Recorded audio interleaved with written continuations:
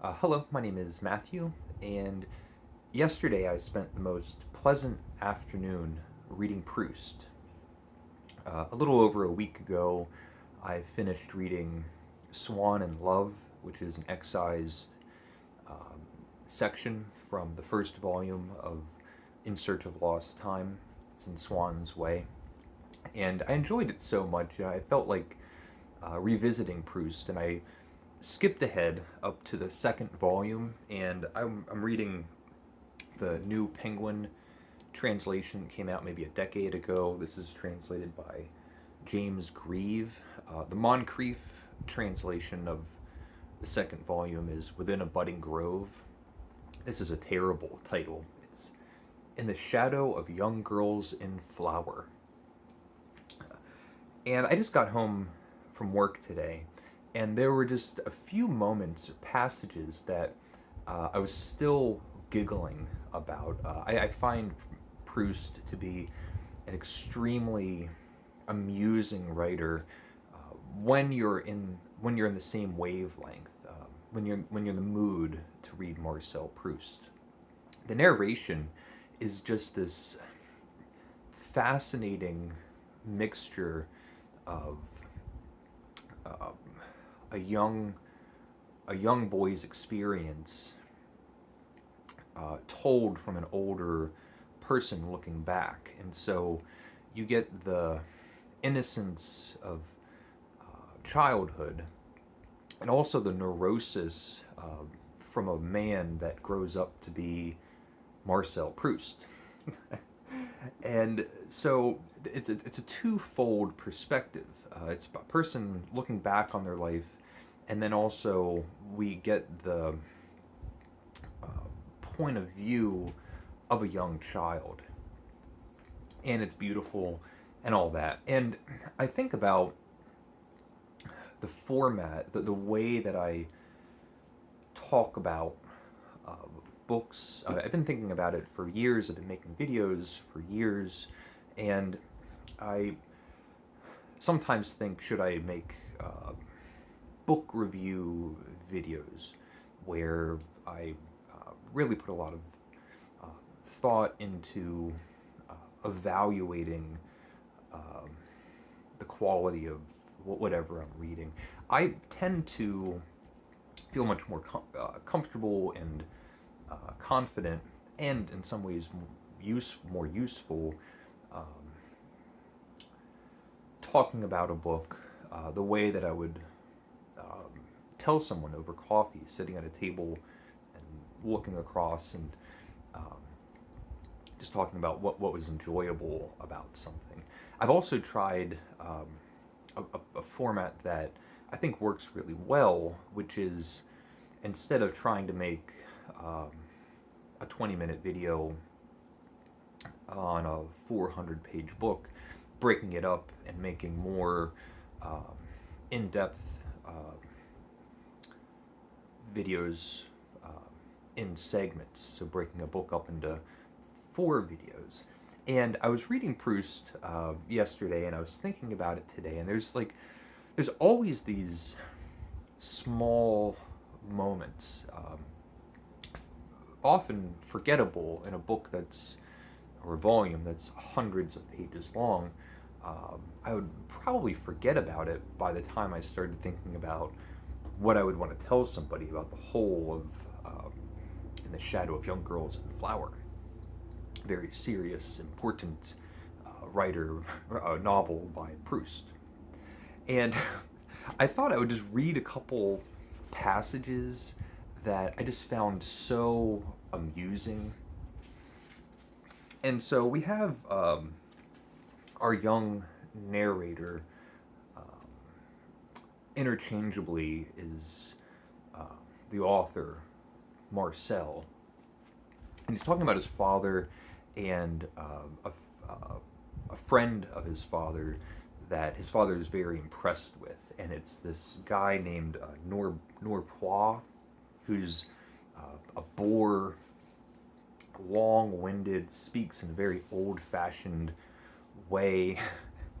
And the father is sort of an antisocial kind of person, and He's very happy that Norpois is liking his company. And so, where is it? Where is it?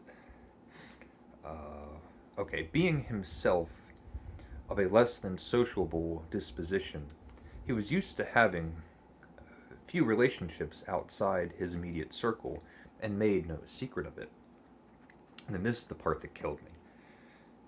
He was aware that the diplomatist's good opinion of him was no more than an effect of that personal idiosyncrasy which biases each of us for or against those we like or dislike, against which no qualities of intellect or sensitivity in a person who irritates or bores us will outweigh the straightforwardness and the light-heartedness we enjoy in someone else whom others would see as vacuous, flippant, and insignificant.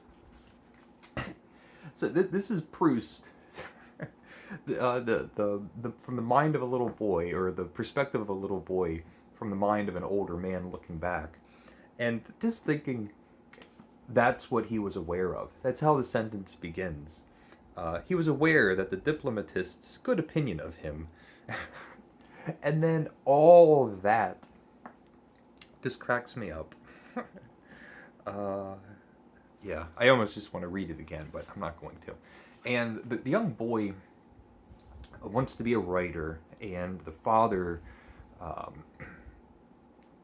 just dismisses that out of hand. Norpois, this diplomat that the father has a very good opinion of, says, well, maybe that's not such a bad idea. There can be social standing and influence with the career of a writer.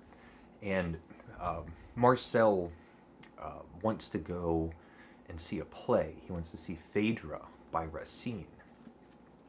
And to him, it's a really big deal. There's going to be a certain actress on stage playing a part in Phaedra. Now, meanwhile, Proust, or Marcel, is a sickly little boy. He's constantly in bed. He's constantly ill. The doctors are over there all the time. He has dreams about traveling and being social, and he just has to stay in his room.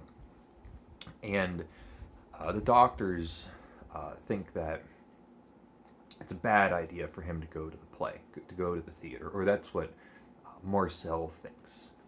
And he talks to his parents. He's like, I really want to go to see this play. And they talk to the doctor, and the doctor says, well, if it will bring him happiness and it's a really big deal to him, then maybe he should go to the play. And so the parents consent, and they tell Marcel, okay, you can go see this play. You can go to the theater. And it just cracks me up. He's talking about his life, and what does he say? I just want to make sure. The point of existence seemed no longer to be seeking for truth, but the finding of fondness, and life as a good or bad thing could only be judged by whether my parents were happy or unhappy. And so he's worried that his parents will be concerned if he goes off to the play. But now they've given him consent. And he goes, if you're going to worry about it, I said to my mother, I'd really rather not go. She, however, did her best to scotch the notion that she might be unhappy, saying that it could spoil my enjoyment of Phaedra, which had been their main consideration in changing their minds about the outing. But now that I seemed to be under an obligation to enjoy myself, I found it rather irksome. What if I did fall ill afterwards? So he's still not happy. And that's the thing. The narrator is such a goofball. And the characters are so funny. And it's not that it's overlooked, but there's moments like that just throughout the whole of the work that aren't mentioned as often as even when I'm talking about Proust, it's he's a beautiful writer. He has these long sentences, and it's a whole world, and he talks about um, art and literature, and it's so amazing. But there's just these like um, situational comedic moments that uh, when you're in the right mood, the bookmark just so easily moves, and it's a wonderful way to spend an afternoon, just giggling along with Proust. So just two moments. I've only read. I don't know if you can see, but I mean it's the very beginning, and I'm loving it. So leave a comment if you would like. Um, let me know what you think about just every once in a while talking about little passages. If that's something that might interest you, the person across the table. So leave a comment if you would like. Thank you for watching, and take care.